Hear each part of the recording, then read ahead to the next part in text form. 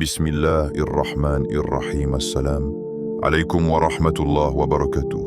Ô toi qui écoutes ce rappel, prends un instant. Pas pour le bruit du monde, pas pour ce qui presse ton esprit, mais pour ton cœur. Ce mercredi 21 janvier 2026 n'est pas un mercredi comme les autres. Ce n'est pas seulement un jour inscrit sur un calendrier. Ce n'est pas juste le milieu de la semaine. C'est un moment précis, choisi, accordé. Un moment où Allah te donne encore une occasion de revenir vers lui. Peut-être que tu écoutes cette vidéo par hasard. Peut-être qu'un simple glissement de doigts t'a amené ici. Mais sache une chose, rien n'est un hasard lorsqu'Allah veut toucher un cœur. Ce mercredi est un jour où beaucoup continuent leur routine, où certains se lèvent fatigués, où d'autres portent des fardeaux invisibles, où certains sourient alors que leur cœur pleure en silence. Et toi qui écoutes maintenant, tu fais partie de ceux qu'Allah a guidés vers un rappel. Un jour où les portes de la miséricorde sont ouvertes, un jour où les invocations montent vers Allah, un jour où une simple parole, dite avec sincérité, peut transformer une situation, peut alléger une épreuve, peut changer un destin. Peut-être que tu traverses une période difficile. Peut-être que tu demandes une issue. Peut-être que tu attends une réponse. Peut-être que tu es fatigué de patienter. Ou peut-être que ton cœur cherche simplement la paix. Quoi qu'il en soit, ce rappel n'est pas là pour t'impressionner. Il est là pour te reconnecter. Aujourd'hui, tu vas apprendre une invocation, pas 10, pas 100, une seule. Une invocation simple, mais profonde. Courte dans les mots, immense dans le sens. Une invocation à répéter 70 fois. Non pas mécaniquement, non pas avec la langue seule, mais avec le cœur éveillé. Une invocation qui apaise le cœur quand il tremble, qui efface les soucis quand ils s'accumulent, qui rappelle à ton âme que tu n'es jamais seul, et qui attire l'aide d'Allah même quand tu ne vois aucune issue. Mais avant d'aller plus loin, si ton cœur ressent déjà quelque chose, si ces paroles te parlent, alors abonne-toi maintenant à la chaîne Voix de la Sunna. Et en commentaire, écris simplement un mot qui résume ton état du moment, ou cette parole, Hasbi Allah, car Allah suffit à celui qui se confie à lui. Partage aussi ce rappel. Peut-être qu'une personne autour de toi en a besoin. Peut-être qu'un cœur fatigué attend exactement ces mots. Et rappelle-toi, celui qui montre une bonne voie aura la même récompense que celui qui la suit. Et surtout, reste jusqu'à la fin. Ne quitte pas cette vidéo trop vite. Car une surprise spirituelle t'attend, un moment particulier, un instant que beaucoup regrettent de manquer parce qu'ils sont partis trop tôt. Maintenant, reviens avec moi ici. Respire. Calme ton cœur. Éloigne les distractions si tu le peux. Ce rappel n'est pas à consommer rapidement. Il est à vivre. Nous allons avancer étape par étape, doucement, profondément, en laissant chaque mot descendre du cerveau vers le cœur. Car parfois, ce n'est pas une grande action qui change une vie, mais une invocation sincère, prononcée au bon moment, le bon jour, avec un cœur tourné vers Allah. Et ce moment, c'est maintenant. Le mercredi, un jour de rappel et de recentrage. Le mercredi arrive souvent sans bruit. Il ne porte pas l'intensité du vendredi, ni l'espoir du début de semaine, ni même la fatigue assumée de la fin. Il se glisse au milieu des jours, discret, presque invisible. Et pourtant, c'est précisément pour cette raison qu'il est révélateur. Le mercredi expose l'état réel du cœur. Ce jour-là, beaucoup avancent mécaniquement, pris dans un rythme qu'ils n'ont pas choisi mais qu'ils subissent. Les corps bougent, mais les âmes sont ailleurs. Les visages sont présents, mais les cœurs sont dispersés. Le mercredi est le jour où la distraction règne, où l'esprit est saturé, où les pensées se superposent sans jamais se poser. Les obligations s'enchaînent, les soucis se rappellent, les responsabilités pèsent. Et dans cette agitation silencieuse, l'âme cherche un point d'ancrage. C'est un jour où l'on porte souvent plus que ce que l'on montre. Les sourires cachent des fatigues anciennes. Les silences dissimulent des combats intérieurs. Les cœurs accumulent des poids invisibles. Le mercredi, beaucoup sont déjà épuisés sans comprendre pourquoi. Non pas parce que le corps est faible, mais parce que le cœur est déconnecté. Déconnecté de son sens, de sa source, de son Seigneur. Et c'est là que le croyant se distingue, non par ce qu'il possède, mais par ce qu'il fait de ce jour ordinaire. Là où d'autres laissent le temps les traverser, lui choisit de traverser le temps avec conscience. Il comprend que chaque jour accordé est une opportunité et que chaque instant peut devenir un acte d'adoration si le cœur est orienté.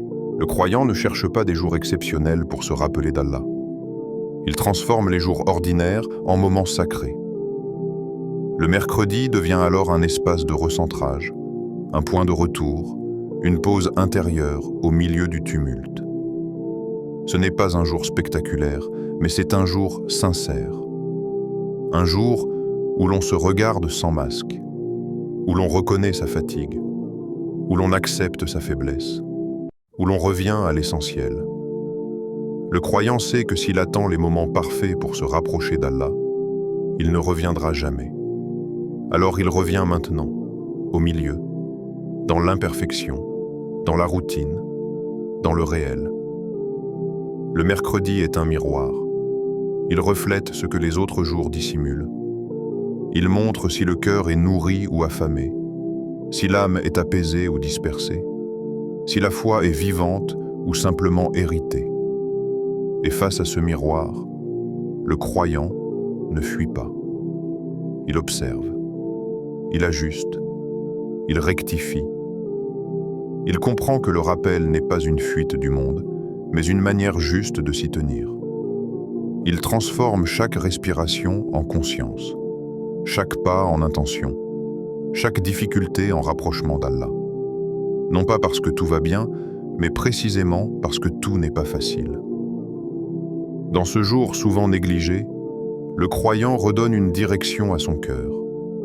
Il se rappelle que la vie n'est pas une accumulation de tâches, mais une traversée vers Allah. Que les soucis ne sont pas des obstacles, mais des appels. Que la fatigue n'est pas une punition, mais un signal. Le mercredi devient alors un espace intérieur où l'âme se réorganise, où les priorités se réalignent, où le bruit s'apaise, où l'intention reprend sa place. Ce n'est pas un arrêt du monde, c'est un retour au sens. Le croyant comprend que s'il ne se recentre pas volontairement, la vie le dispersera sans lui demander son avis. Ainsi, ce jour discret devient une clé. Une clé pour ralentir intérieurement sans s'arrêter extérieurement. Une clé pour se rappeler que l'essentiel n'est pas ce qui presse, mais ce qui reste. Que la réussite n'est pas dans la performance, mais dans la sincérité. Que la paix ne se trouve pas dans le contrôle, mais dans la remise confiante. Le mercredi devient un rappel silencieux. Le cœur a besoin d'Allah autant que le corps a besoin d'air. Et lorsque cette vérité s'installe, chaque jour, même le plus ordinaire, devient un pas vers lui. L'invocation, l'arme du croyant. L'invocation n'est pas une option dans la vie du croyant. Elle est une nécessité vitale. Le prophète, que la paix et le salut d'Allah soient sur lui, l'a exprimé avec une clarté absolue. L'invocation est l'essence de l'adoration. Cela signifie que sans invocation, l'adoration se vide de son cœur. Elle devient un geste sans souffle, une forme sans âme. Invoquer Allah, ce n'est pas seulement demander, c'est reconnaître. Reconnaître sa dépendance totale. Reconnaître que tout ce que l'on possède peut disparaître. Reconnaître que toute force est limitée. Reconnaître que toute sécurité est fragile. L'invocation est le moment où le serviteur cesse de prétendre être autosuffisant. Quand tu invoques Allah, tu fais un acte de vérité. Tu admets que tu ne maîtrises pas tout. Tu acceptes que malgré tes efforts, il y a des choses qui échappent à ton contrôle. Tu reconnais que ton intelligence, ton travail, tes relations, ton argent, ton énergie ont des limites. Et dans cette reconnaissance, il n'y a pas de faiblesse. Il y a une libération. Car l'âme s'épuise à vouloir porter ce qu'elle ne peut contenir. L'invocation enlève ce poids. Elle déplace la charge du cœur vers celui qui peut tout. Invoquer Allah, c'est affirmer sa puissance sans discours compliqué. C'est dire, sans mots sophistiqués, que lui seul détient les clés. Que lui seul voit ce que tu ne vois pas. Que lui seul sait ce qui te convient réellement. Quand le croyant invoque, il ne négocie pas. Il se confie. Il ne donne pas des ordres. Il se remet. Il ne dicte pas le résultat. Il abandonne le contrôle. Et c'est là que réside la force de l'invocation. Elle n'est pas une tentative de forcer le destin, mais un acte de confiance totale dans la sagesse divine. Le tawakkul ne se proclame pas uniquement avec la langue. Il se prouve dans l'invocation. Lorsque tu invoques Allah sincèrement, tu proclames que même si les portes semblent fermées, il peut en ouvrir une là où personne ne regarde. Que même si les solutions humaines sont épuisées, les solutions divines ne le sont jamais. L'invocation n'est pas un dernier recours. Elle est le premier réflexe du cœur éveillé. Celui qui invoque avant que tout s'effondre est différent de celui qui invoque quand il n'a plus rien. Le premier a compris. Le second apprend. L'invocation est une arme, mais pas une arme bruyante. Elle ne fait pas de bruit. Elle ne s'impose pas. Elle agit en profondeur. Elle transforme d'abord celui qui invoque avant de transformer sa situation. Elle purifie l'intention. Elle calme l'impatience. Elle enseigne la patience active. Elle reconnecte l'âme à son Créateur. Et parfois, avant même que la situation extérieure change, le cœur change. Et ce changement intérieur est souvent la première réponse d'Allah. Quand tu invoques Allah, tu te tiens à une porte qui ne se ferme jamais. Même si tu tardes à voir la réponse, même si tu ne comprends pas le timing, même si tu traverses l'attente. L'invocation n'est jamais perdue. Elle est soit exaucée, soit repoussée, soit transformée en protection, soit conservée pour l'au-delà, mais elle ne disparaît jamais. Chaque invocation est entendue. Chaque soupir est connu. Chaque larme est comptée. Le croyant invoque non pas parce qu'il est sûr du résultat immédiat, mais parce qu'il est sûr de celui à qui il s'adresse. Ainsi, l'invocation devient une relation vivante, un dialogue intime, un refuge constant, une force silencieuse. Elle n'exige pas de moments parfaits, ni de mots parfaits. Elle exige un cœur présent. Et lorsque ce cœur s'ouvre, l'invocation devient plus qu'une demande. Elle devient une adoration pure, une soumission consciente, une confiance absolue. Pourquoi répéter 70 fois? Dans la spiritualité islamique, les nombres ne sont jamais de simples chiffres jetés au hasard. Ils ne sont pas des formules magiques, ni des codes secrets, mais des repères éducatifs qui enseignent au cœur comment se tenir devant Allah.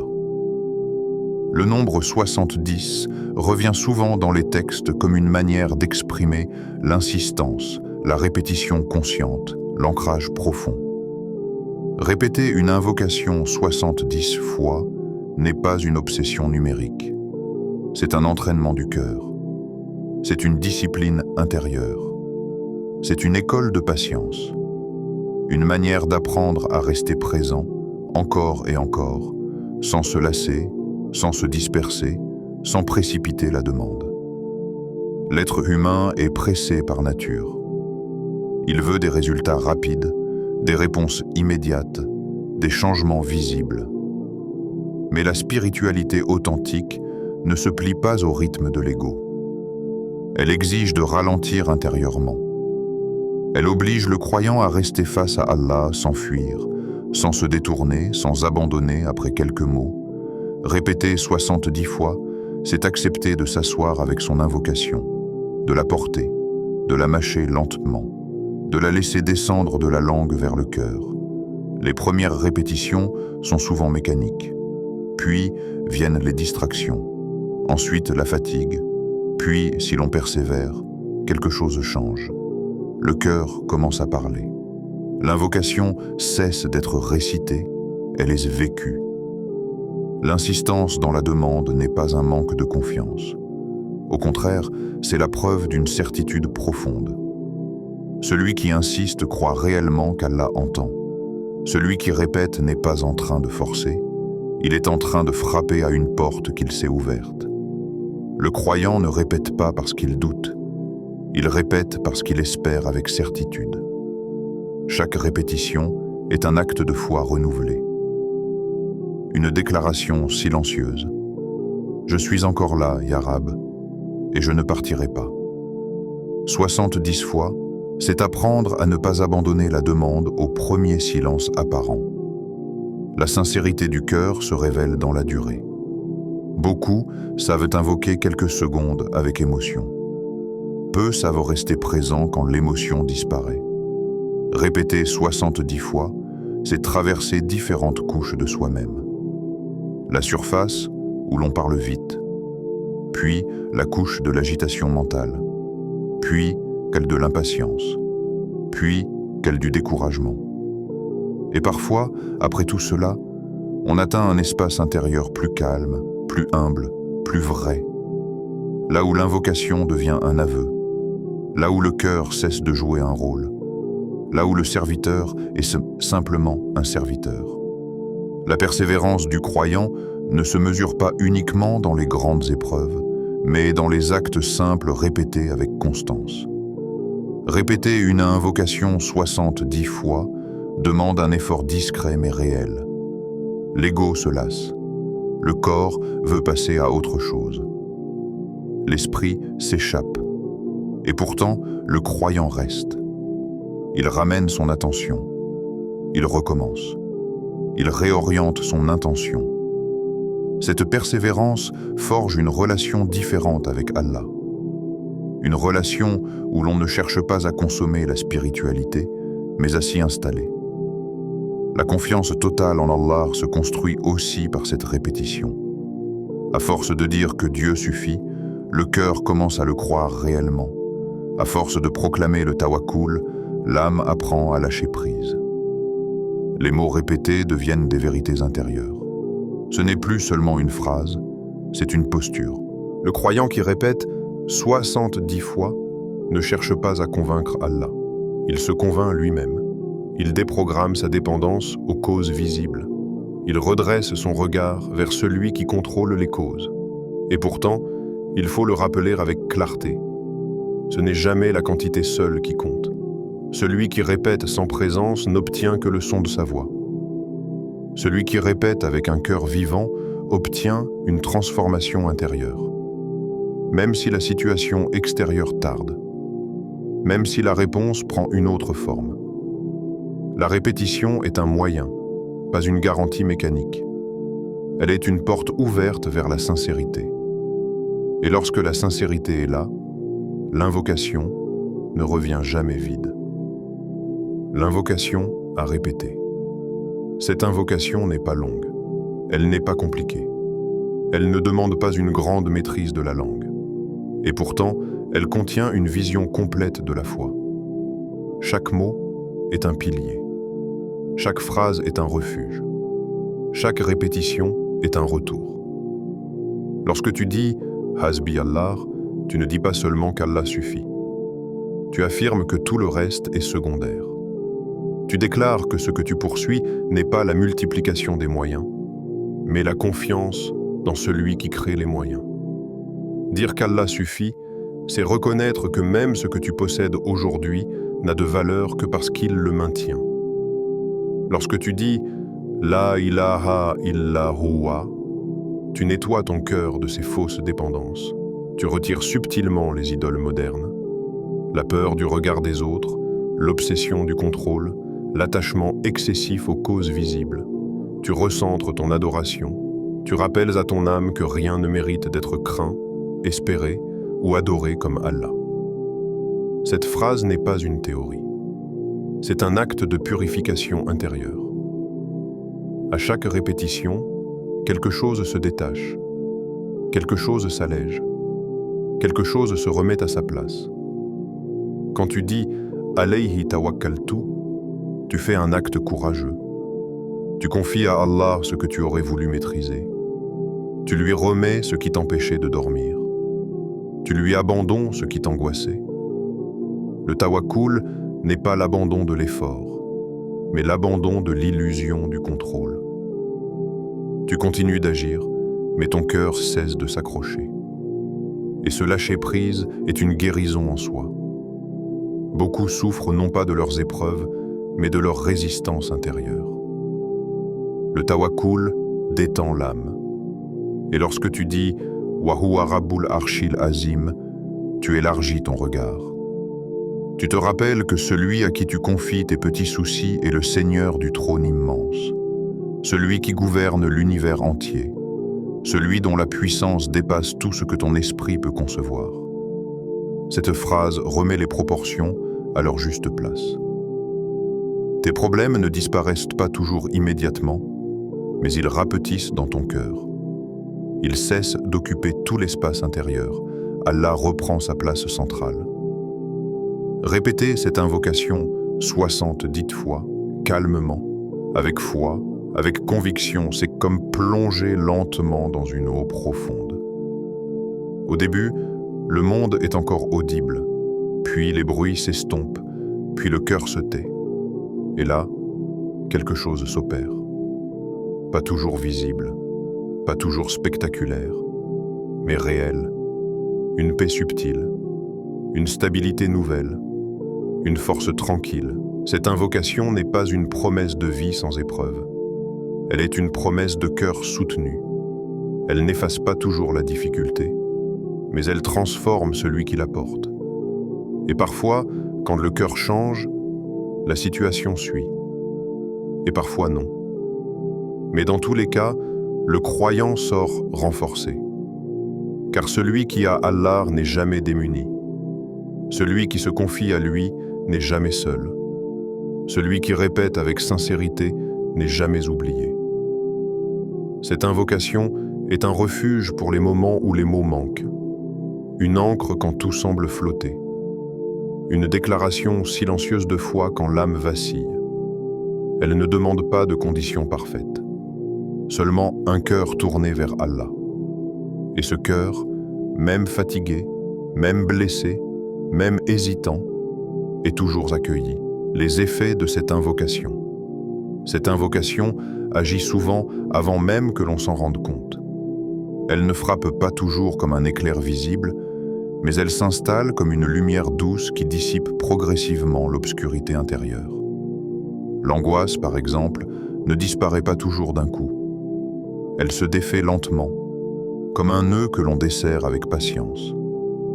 Celui qui répète cette invocation avec sincérité commence à ressentir un changement subtil. Le cœur se détend, la respiration devient plus calme, les pensées cessent de tourner en boucle. Ce n'est pas que les problèmes disparaissent immédiatement, mais ils cessent de dominer l'espace intérieur. L'angoisse se nourrit de l'illusion du contrôle perdu. Lorsque le cœur proclame qu'Allah suffit, cette illusion s'effondre. Le croyant comprend qu'il n'est pas seul à porter ce qu'il vit. La peur, quant à elle, se dissout parce qu'elle est exposée à la réalité de la toute-puissance divine. La peur naît lorsque l'on croit que ce que l'on affronte est plus fort que nous. Mais lorsque l'on se rappelle que le Seigneur du trône immense est celui à qui l'on se confie, la peur change de nature. Elle n'est plus paralysante. Elle devient gérable. Elle perd son autorité sur le cœur. L'invocation ne supprime pas toujours la peur, mais elle la remet à sa place. Elle empêche qu'elle devienne une idole intérieure. Le croyant continue d'avancer, non pas parce qu'il n'a plus peur, mais parce qu'il a appris à marcher malgré elle, avec Allah comme soutien. Les issues s'ouvrent parfois là où l'esprit n'aurait jamais regardé. Cette invocation n'est pas une formule qui force les événements, mais une clé qui ouvre le regard. Beaucoup de portes existent déjà, mais l'angoisse les rend invisibles. Quand le cœur s'apaise, la lucidité revient. Le croyant commence à percevoir des solutions qu'il ignorait. Parfois, l'issue est extérieure. Une aide inattendue, une opportunité imprévue, une situation qui se débloque. Parfois, elle est intérieure. L'acceptation, la patience, la capacité de traverser sans se briser. Dans les deux cas, c'est une ouverture réelle. Car la plus grande issue n'est pas toujours de sortir de l'épreuve, mais de la traverser avec foi. La subsistance ne se limite pas à l'argent. Elle englobe la tranquillité, la clarté, les relations, le temps, la baraka. Cette invocation attire la subsistance parce qu'elle réaligne le cœur avec celui qui pourvoit. Lorsque le croyant cesse de courir derrière la subsistance comme si elle dépendait uniquement de lui, il commence à la recevoir avec plus de sérénité. La confiance attire la baraka. Le contentement ouvre des portes que la précipitation ferme. Cette invocation enseigne au cœur à recevoir sans s'accrocher, à travailler sans s'angoisser, à espérer sans s'impatienter. Et cette posture intérieure transforme la manière dont la subsistance circule dans la vie. La foi se renforce à force de répétitions conscientes. Chaque fois que le croyant affirme qu'Allah suffit, il renforce un pilier intérieur. La foi n'est pas seulement une croyance abstraite, elle est une expérience vécue.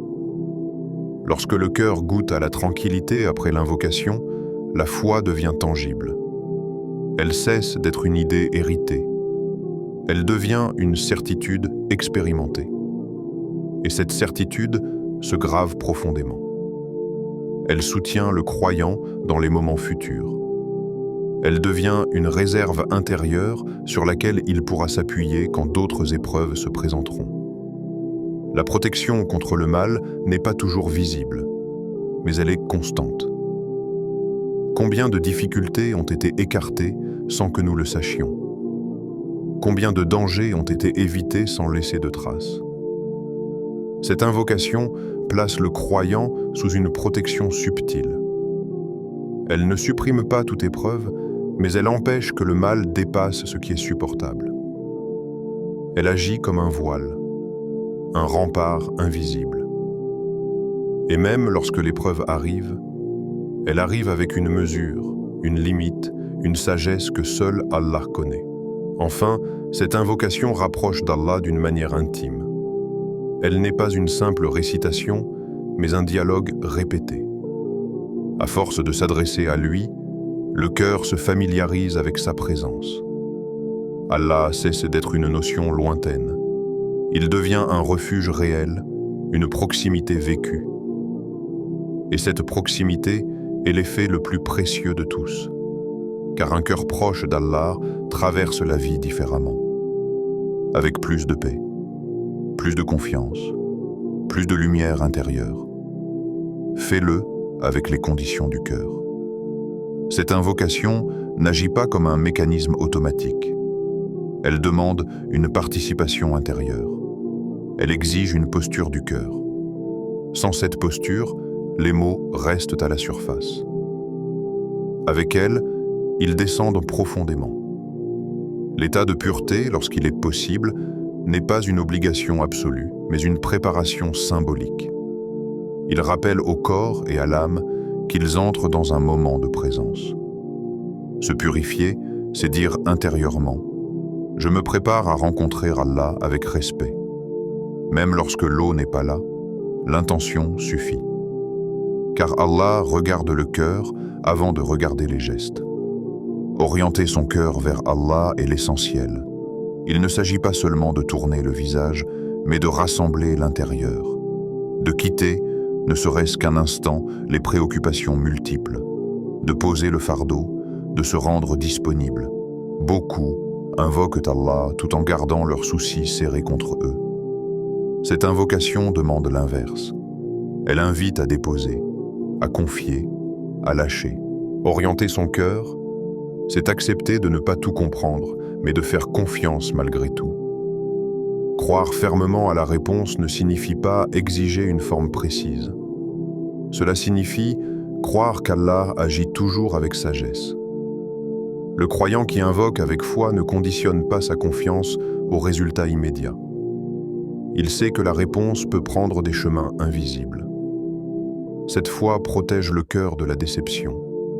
Elle empêche l'invocation de devenir une transaction. Elle la maintient comme une adoration pure. Ne jamais douter est un combat intérieur. Le doute ne vient pas toujours sous forme de négation, mais sous forme d'impatience. Pourquoi cela tarde? Pourquoi rien ne change? Ces pensées sont naturelles, mais le croyant apprend à ne pas s'y installer. Il les observe et les laisse passer.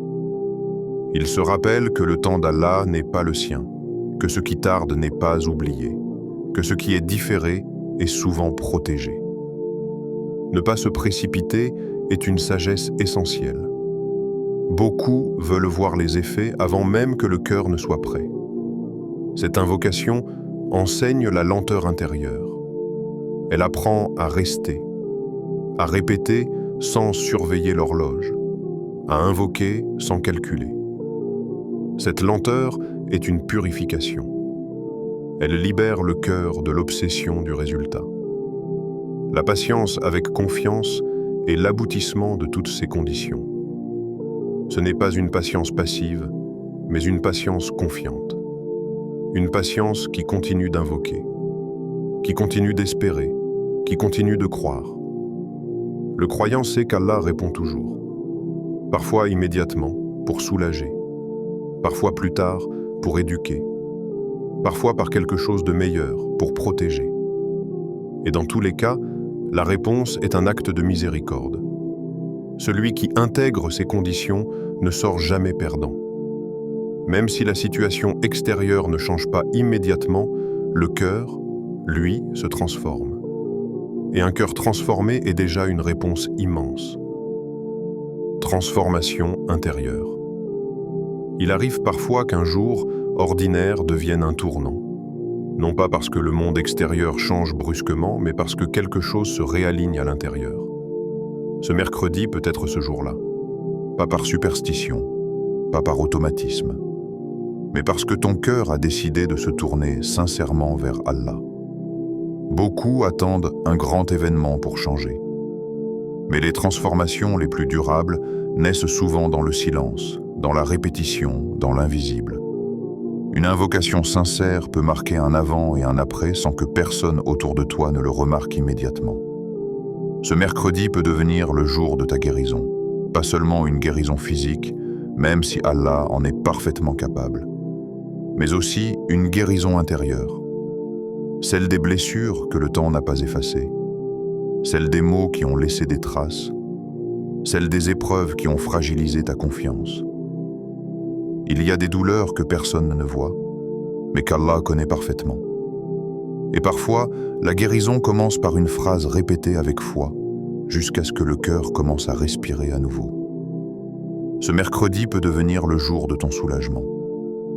Le soulagement ne signifie pas toujours la disparition immédiate du problème. Il signifie parfois la disparition du poids qui l'accompagnait.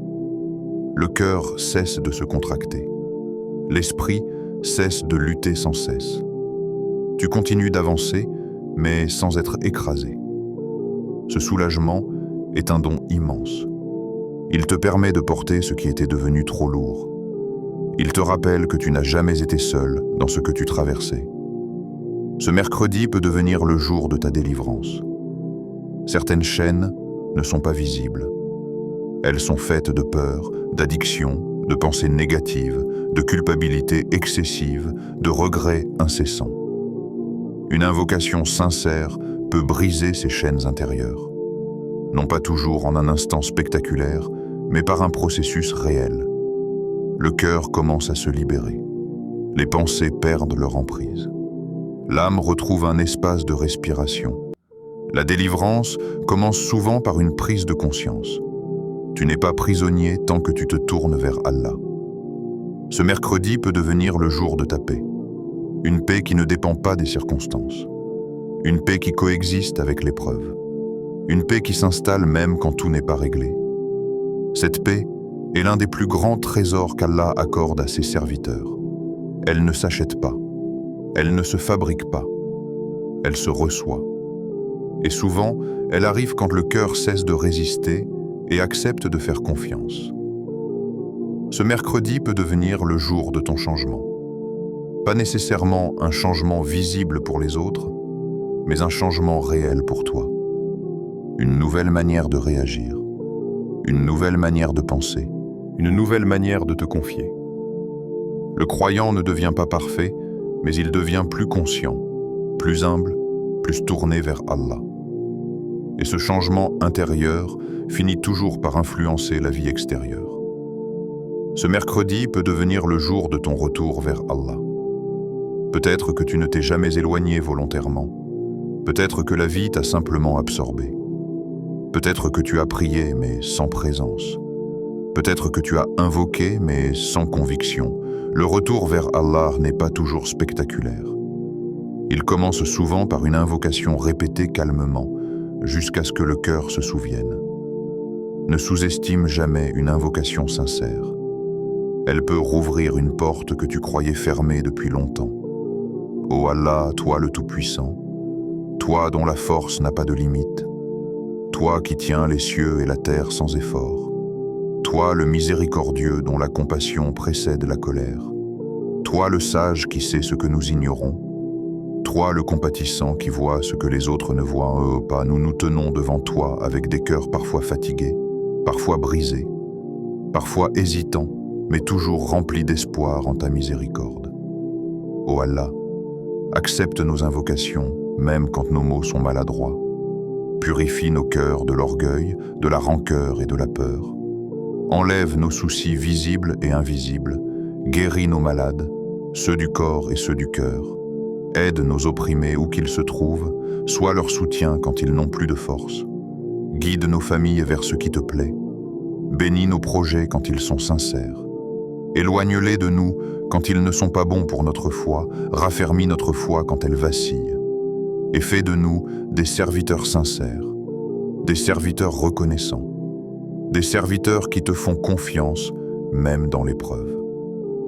Ô Allah, accorde-nous la satisfaction de te plaire avant toute chose, avant nos désirs, avant nos peurs, avant nos ambitions. Min. N'oublie jamais une chose essentielle. Allah t'entend même quand tu parles en silence. Allah te voit même quand personne ne te regarde. Allah te comprend même quand tu n'arrives pas à te comprendre toi-même. Allah agit même quand tu ne vois encore aucun changement. Ne mesure jamais l'action d'Allah uniquement à ce que tes yeux perçoivent. Certaines réponses commencent dans l'invisible. Certaines transformations prennent racine avant de devenir visibles. Répète cette invocation 70 fois. Ce mercredi, calmement, avec foi, avec sincérité, et confie-lui ton destin sans réserve. Celui qui confie son affaire à Allah n'est jamais perdant. Si ce rappel a touché ton cœur, like cette vidéo pour soutenir ce rappel. Partage-la à quelqu'un qui souffre en silence. Abonne-toi à Voix de la Sunna. Active la cloche pour ne rien manquer. Écris en commentaire. Hasbi Allah, ensemble, suivons la Sunna pour atteindre la satisfaction d'Allah.